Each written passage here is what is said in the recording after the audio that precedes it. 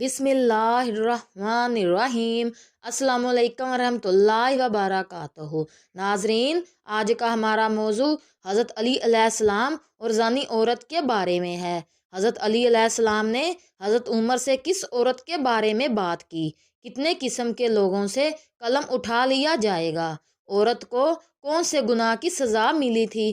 पैगंबर इस्लाम हज़रत मोहम्मद सल्लल्लाहु अलैहि वसल्लम का इरशाद मुबारक है कि इल्म व हिकमत 10 हिस्सों में तकसीम हुई है, जिसमें 9 हिस्से अली से मखसूस हैं और एक हिस्सा दूसरे इंसानों के लिए है, और इस एक हिस्से में भी अली अलामुल नास हैं।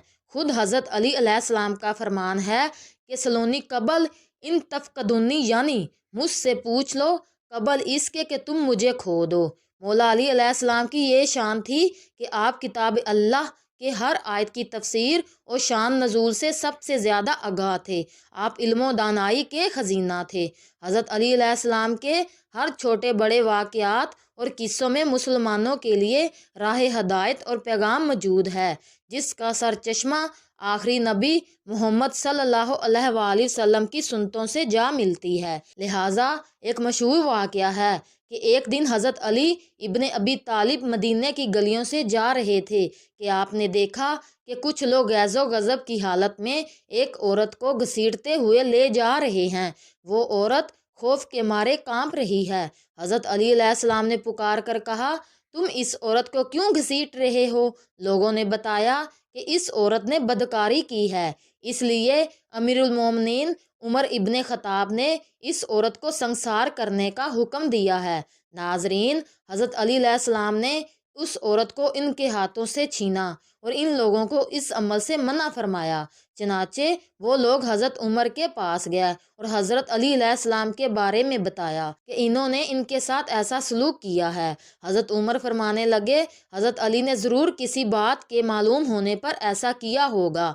जाओ, हज़रत अली अलैहिस्सलाम को मेरे पास भेजो। लिहाजा हज़रत अली अलैहिस्सलाम इनके पास तशरीफ़ लाए।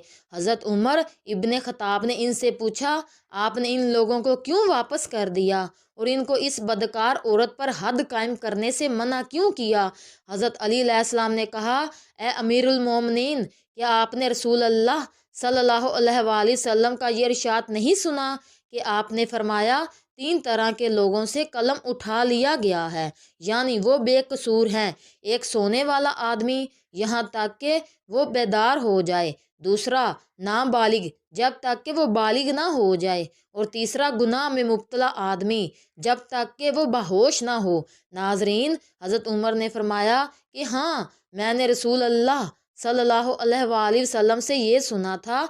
हज़रत अली ने मुस्कुराते हुए फरमाया और कहा कि ए अमीरुल मोमिनीन, इस औरत को कभी कभी दीवानापन का दौरा पड़ता है, तो ये ऐन मुमकिन है कि वो आदमी इसके पास इस हालत में आया हो कि उसे दीवानापन का दौरा पड़ा हो। ये सुनकर उमर ने इस औरत को रिहा कर दिया। नाज़रीन, अगर आज आपको हमारा ये पैगाम अच्छा लगा हो तो हमारे चैनल को सब्सक्राइब करें और लाइक करें। जज़ाक अल्लाह।